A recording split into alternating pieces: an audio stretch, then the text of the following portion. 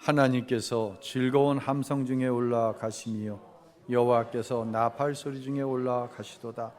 찬송하라, 하나님을 찬송하라. 찬송하라, 우리 왕을 찬송하라. 하나님은 온 땅의 왕이십니다. 지혜의 시로 찬송할지어다. 하나님이 뭇배성을 다스리시며 하나님이 그의 거룩한 보좌에 앉으셨도다. 아멘. 할렐루야. 예.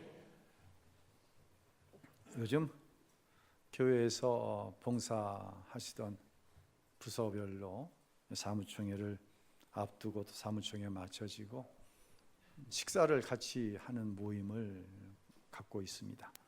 제가 3주 전인가요? 찬양팀 회식에 초청을 받아서 함께 식사를 하게 됐어요. 뷔페식 식당인데 음식을 가지고 자리에 앉으려고 하는데 우리 청년 한 사람이 저에게 돌발적인 질문을 했어요. 목사님은 어떤 부류의 노래를 좋아하세요? 그래서 목사님 찬송가 몇 장 좋아하세요? 그러면 나는 585장 내주는 강한 성이야. 뭐 이렇게 얘기할 텐데 어떤 부류의 노래를 좋아하냐? 이게 0. 몇 초간에 이게 결정이 돼야 되는데 제가 나는 변진섭의 홀로 된다는 거 좋아해. 이렇게 대답을 했어요. 청년들은 참 좋아하더라고요. 근데 스스로에게 질문을 던진 거예요. 야, 목사가 홀로 된다는 것을 좋아한다는 게 뭐냐? 목사님은 CCM 좋아해요. 좀 신령하게 대답을 해야지. 굉장히 당황했네. 그래서 오늘 일부 예배 때 그 청년에게 설교 시간에 물어봤어요. 도대체 뭔 생각으로 물어봤냐니까 아무 생각 없이 물어봤다는 거예요. 2024년 우리가 시편 강해를 통해 은혜를 나누었습니다. 웬만한 주제는 다 한 것 같아요. 우리의 일상생활 속에 일어날 수 있는 일들에 대해서 그런 유익이 있었어요. 그런데 시편이 총 150편, 이 중에 절반이 다윗의 시인데 다윗의 시 가운데 거의 빠지지 않고 나오는 한 가지 단어가 있습니다. 뭘까요? 한 단어. 오늘 설교 제목에 힌트가 있습니다.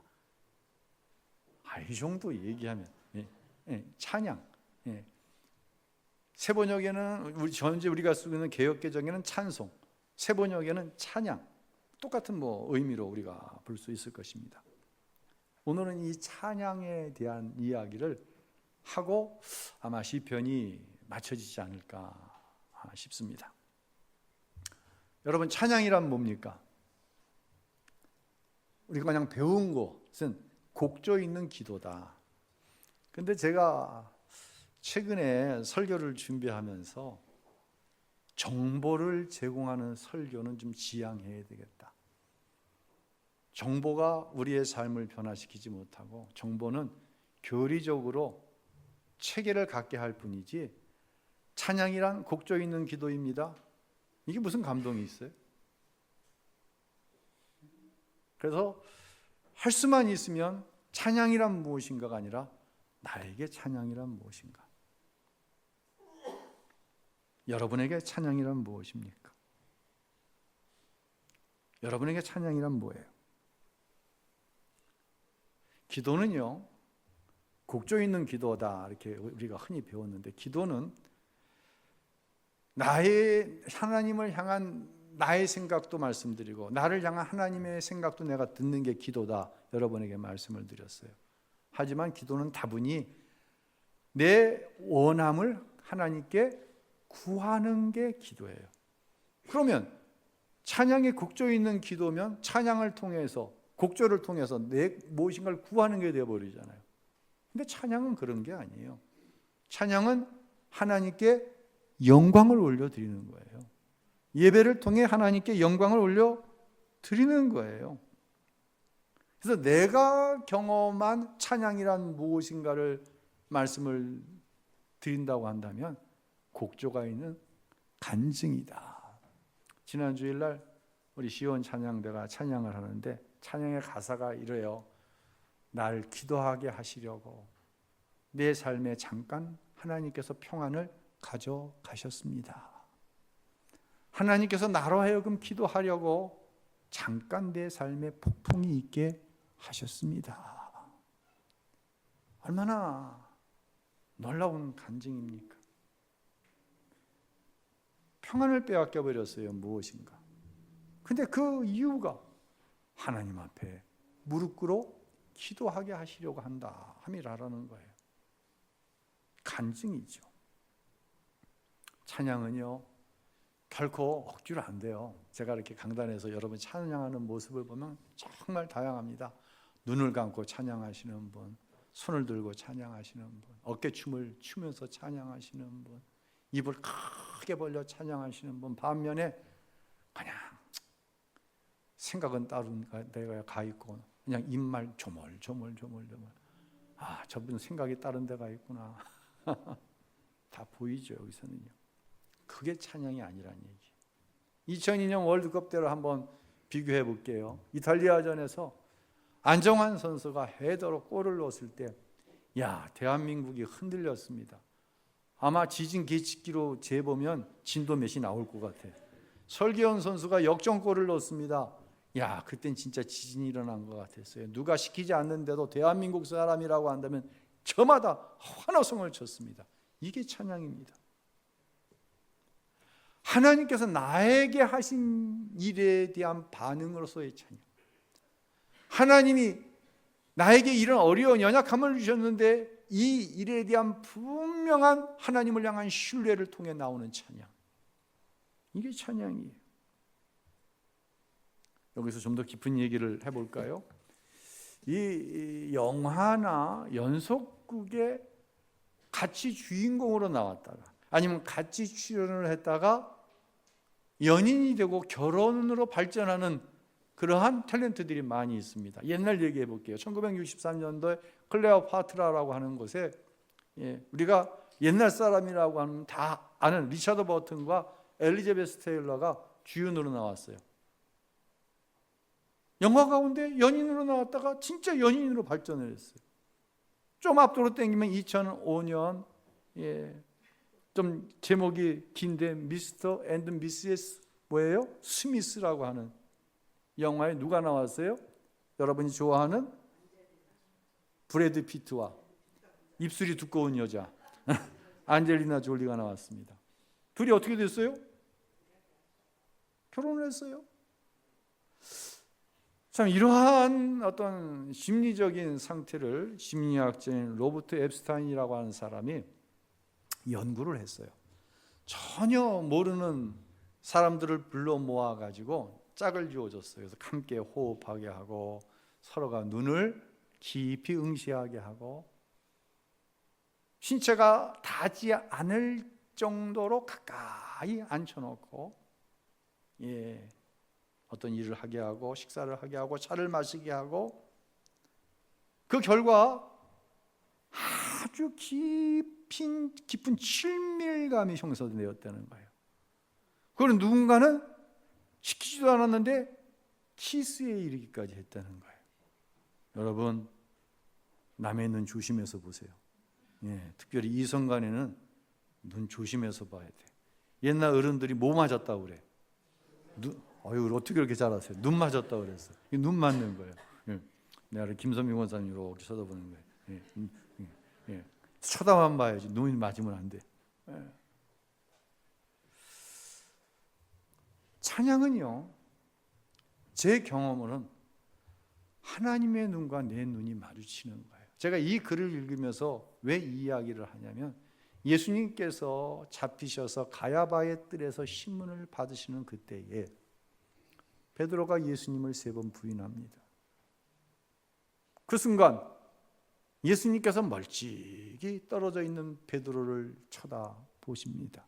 어떤 일이 일어났을까요? 누가복음 22장에 이렇게 말씀합니다. 우리 함께 한번 읽어보겠습니다. 주께서 돌아서서 베드로를 쳐다보셨습니다. 그러자 베드로는 오늘 닭이 울기 전에 내가 나를 3번 부인할 거다 하신 주의 말씀이 기억났습니다. 베드로는 밖으로 나아가 한없이 울었습니다. 제가 찬양을 하면서 가장 많이 경험한 것은 나를 바라보고 계신 주님의 눈을 보는 거예요. 예수님의 눈을 바라볼 때 여전히 실패 가운데 있는 나를 바라보시면서 괜찮다. 내가 너를 이해한다. 내가 너를 사랑한다. 라고 하시는 그 눈빛을 바라보는 거예요. 그때 내 안에 얼마나 커다란 감동이 밀려오는지, 죄와 실패로 상처난 마음이요 치료되어지는 것을 경험하는 거예요. 회복되는 것을 경험하는 거예요. 그 순간 정말 막 펑펑 창피한 것도 모르고 눈물을 흘리는데, 인생에 있어서 그때만큼 평안할 때가 없었다는 거예요. 이게 찬양의 능력이죠. 이때 내 입술을 통해서 나오는 찬양은 죄로 나를 정죄하는 마귀의 권세를 깨뜨리고 이기는 능력이 있었어요. 그래서요, 마귀가 제일 싫어하는 게 뭔지 아세요? 여러분이 찬양하는 거 싫어합니다. 우리의 실패, 우리의 상처, 우리의 죄의 문제를 가지고 마귀는 밀가부리듯이 우리를 까불거든요. 야, 니까짓 게 무슨 기도라고, 네가 무슨 하나님의 일을 하고. 이 마귀의 권세를 대적하는 거예요. 우리 예수님이 나를 사랑하시는데, 우리 예수님이 나를 이해해 주신다고 하는데, 우리 예수님께서 이 시간에도 나를 위해서 충보하고 계시는데 마귀를 대적하는 것이죠. 마귀의 권세를 이기는 것이죠. 이게 이제 제가 정의하는 찬양의 정의예요. 이제 좀 본문으로 들어와 갖고 다윗의 찬양을 한번 좀 생각해 보고 싶어요. 요즘 이런 말이 유행이죠. 미친 존재감. 그러니까 대단한 존재감을 가지고 있어요. 그 사람이 아니면 안 되는 것 같고, 참 대단해. 미친 존재감이라고 입니다. 젊은 사람들은 야, 존재감이 쩐다 이런 표현을 하죠. 예. 우리가 잘 아는 에브러함 링컨 대통령의 일화 가운데 이런 말이 있습니다.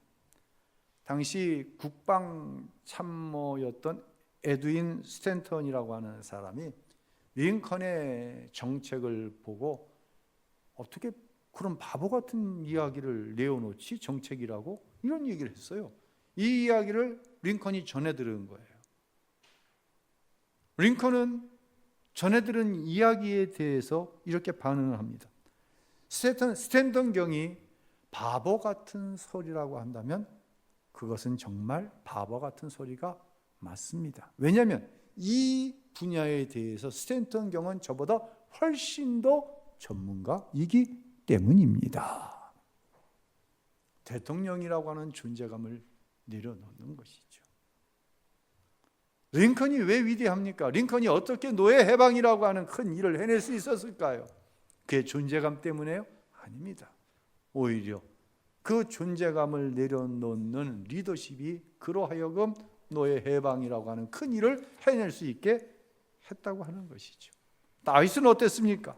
오늘 본문 5절과 6절 다시 한번 읽어볼까요? 찬양하라, 하나님을 찬양하라. 찬양하라, 우리 왕을 찬양하라. 하나님은 온 땅의 왕이시니 찬양의 시로 노래하라.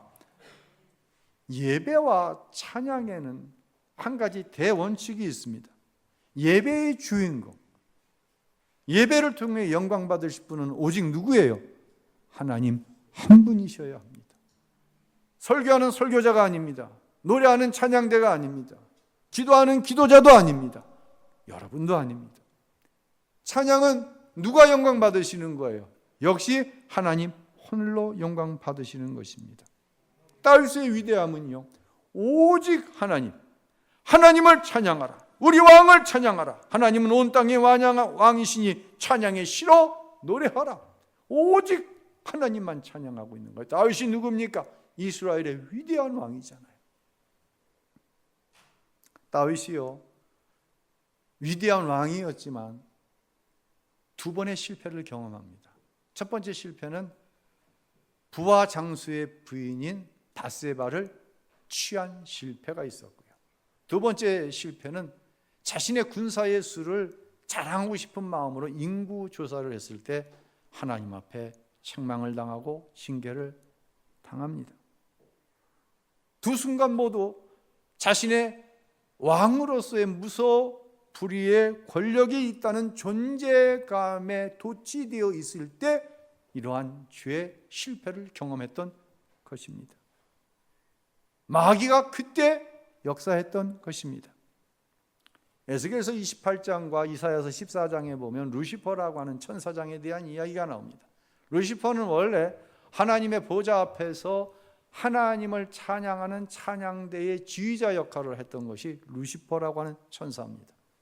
웅장한 찬양을 하나님께 올려드리는데 루시퍼의 마음속에 야, 나도 저 찬양을 좀 받아봐 보고 싶다 라는 마음이 들어와요. 결국 그것이 타락의 원인이 되어 천상의 세계에서 쫓겨남을 당합니다. 그래서 루시퍼를 가리켜서 타락한 천사인 사단이다 라고 이야기를 하는 것이죠. 바로 다윗이 찬양의 감격을 잃어버린 때가 이때였어요. 성도가 어느 때 하나님을 예배하고 찬양하는 감격을 잃어버릴까요? 바로 이 존재감에 대한 문제예요. 내가 이런데, 나는 실패하면 안 되는데, 왜 나는 실패하면 안 되나요? 실패를 통해 하나님께서 기도하게 하시고, 원하지 않는 폭풍을 통해 하나님께서 기도하게 하시는데 왜 나는 실패하면 안 되나요? 이것이 바로 우리에게 주는 마귀의 미혹이라고 하는 거예요. 제가 지난번에 열심히 운동을 하고 식사를 잘 조절을 해서 몸무게를 제가 5kg까지 뺐다고 말씀을 드렸는데 거기서 더 내려가고 6kg가 이제 빠졌어요. 아무도 안 놀래. 자기들은 1kg도 못 빼면서. 그랬더니 혈압이 잡히고 컨디션이 너무 좋은 거예요. 몸이 가벼워지니까. 근데 더 이상 내려가면 안 될 것 같아. 근데 당이 안 잡히는 거예요. 당이. 아주 안 잡힌 건 아닌데 정상으로 돌아오지는 않는 거예요. 그래서 병원에 가서 정확하게 한번 검사를 좀 해봐야 되겠다. 동네 의원도 잘 하지만 종합병원에 좀 가봐야 되겠다. 그래서 가까운 종합병원에 이 당뇨 전문의에게 예약을 하려고 알아봤더니 보통 3개월, 4개월 기다려야 되는데 1개월 반 기다려야 되는 의사가 있어. 제가 프로필을 보니까 아주 애되게 성긴 한 30대 중반쯤 돼 보이는 여자 의사분이에요. 예약을 했어요. 날이 와가지고 내일이면 검사를 진료를 받으러 가야 돼요. 전화를 했어요. 병원에. 제가 이런 의사 선생님에게 내일 처음 진료를 받는데 검사를 할 것 같습니다. 혹시 공복에 가야 되나요? 물었더니 초진이기 때문에 의사 선생님을 만나봐야 어떠한 검사를 하자든지 아니면 이러이러한 과정을 통해 다음번에 검사를 이게 나올 것 같으니 뭐라고 말할 수가 없다는 거예요. 좀 그냥 굶고 갈 걸.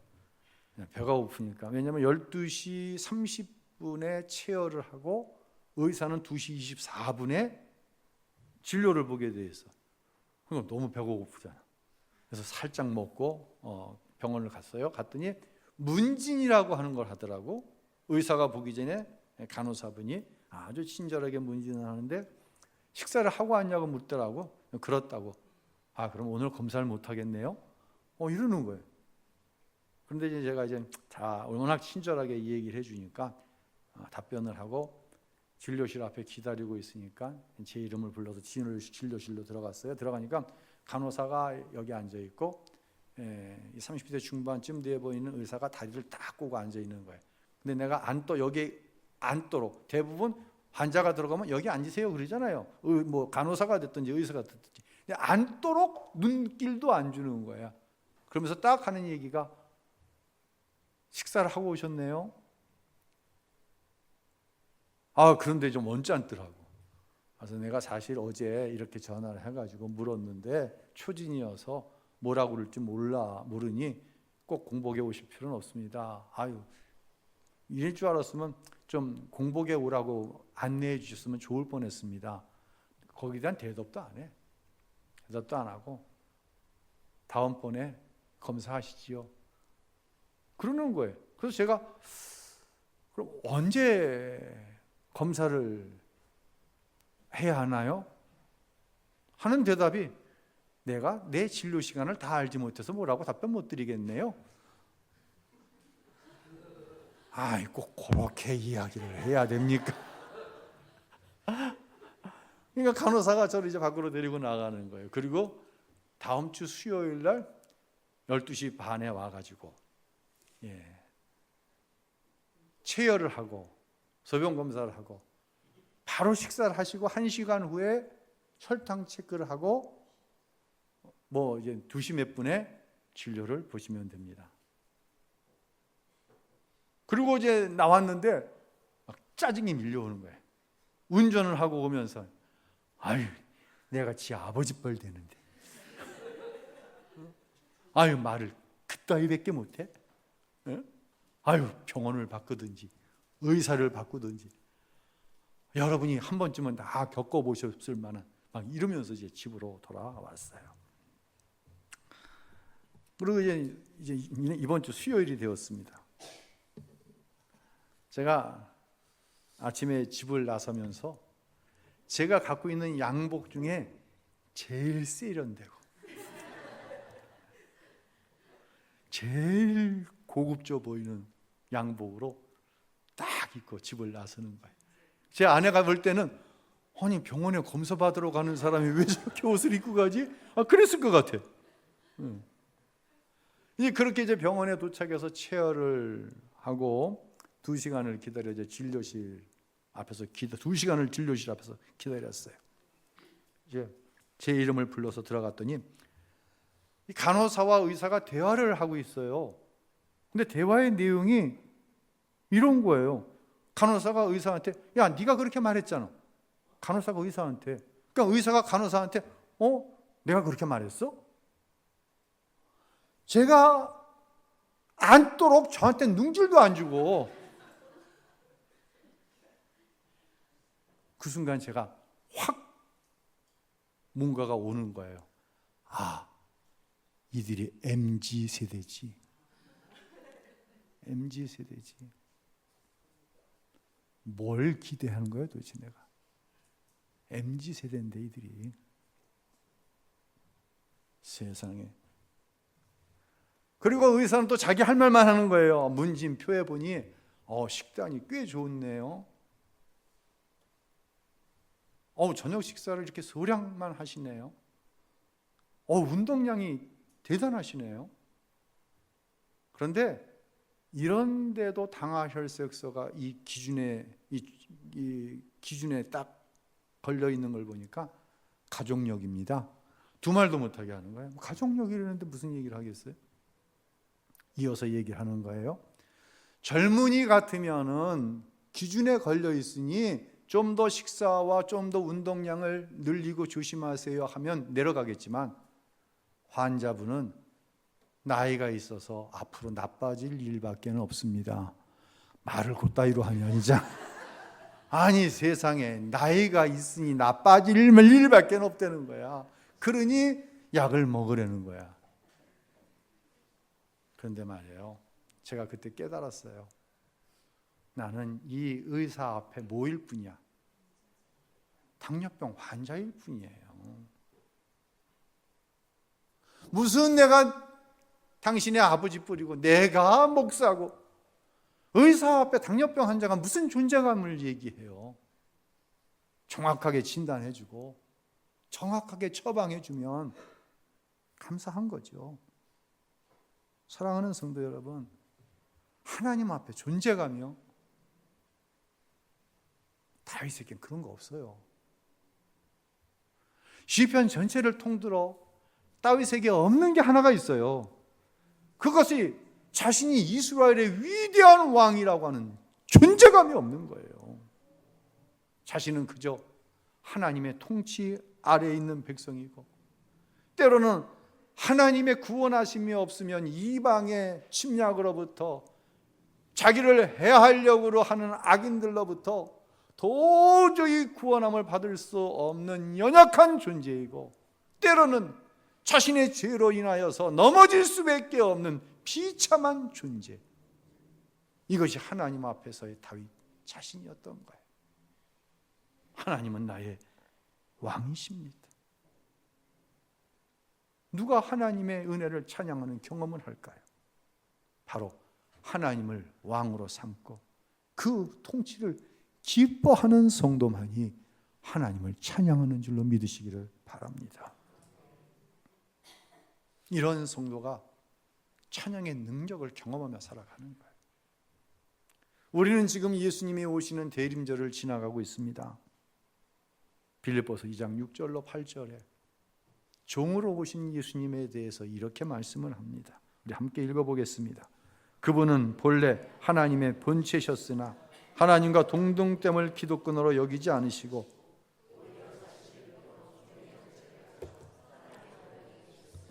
오히려 자신을 낮춰 죽기까지 순종하셨으니 곧 십자가에 달려 죽으신 것입니다. 아멘. 예수님은 하나님과 동등하신 하나님이세요. 삼위 하나님이세요. 그런데 하나님은 자신이 하나님이시라고 하는 그 기득권을 우리에게 주장하지 않으셨어요. 오히려 종의 형체를 가지고 우리 가운데 오셨어요. 그리고 하나님 아버지 앞에 죽기까지 복종하셨어요. 종으로 오신 예수님. 이 예수님이 내 안에 오시면 달라지는 거예요. 하나님의 아들이 종으로 오셨어요. 그리고 하나님이 죄인된 나를 위해 죽으신 거예요. 그 예수님이 내 안에 오시면 달라지는 거예요. 어떻게 달라져요? 존재감이 없어지는 거예요. 자존감. 사랑하는 부모된 여러분, 아이들 자존감 너무 높여놓지 마세요. 애들 기 안 죽인다고요? 사기 안 꺾는다고요? 그거 반드시 부메랑이 되어 옵니다. 하나님 앞에서의 존재감, 자존감, 찬양 없습니다. 나도 예수님 안에서 죽었습니다. 그리고 예수님과 함께 다시 살았습니다. 이제 나는 오직 하나님의 자녀된 권세로 살아갑니다. 이런 하나님의 자녀된 권세로 살아가는 성도에게 주시는 가장 귀한 선물 중에 하나가 바로 찬양이라고 하는 거예요. 찬양의 능력인 것이에요. 여러분을 축복합니다. 찬양의 능력으로 살아가십시오. 찬양할 때 가슴이 뜨거워지고 나를 위해 행하신 하나님의 그 놀라운 사랑이 내 마음에 뜨거움을 더해주고 여전히 죄인 되어 있지만 여전히 실패하고 있지만 나를 향해 절절한 눈으로 바라보시면서 내가 너를 이해하고 사랑하노라고 말씀하시는 그 예수님의 눈을 볼 수만 있다고 한다면 뭘 두려워하겠어요? 뭘 이기지 못하겠어요? 내가 이기는 것 아닌데, 내가 감당하는 거 아니잖아요. 우리 주님이 해주시겠다고 말씀하시는 거잖아요. 그래서 모든 찬송의 찬양의 가사를 들여다보면 지금 드린 이 말씀으로 찬양을 작사하고 작곡하고 우리가 부르는 거예요. 찬양을 부를 때 그 가사가 누구의 이야기가 되는 거예요? 빠짐없이 내 이야기가 되어지는 거예요. 그 이야기에 동의하는 거예요. 아멘, 그렇습니다. 그리고 나도 찬양하는 거예요. 찬양할 때 하나님의 영이 우리에게 임하여서 하나님께 하실 일에 대한 기대가 생기고 이전에 하나님께서 나에게 베풀어 주신 은혜가 다시금 생각이 나 내 가슴이 뜨거워짐으로 하나님을 찬양하고 끝내 승리하는 하나님의 자녀된 권세를 가지고 살아가는 것, 그것이 저와 여러분인 줄로 믿으시기를 바랍니다. 여러분을 축복합니다.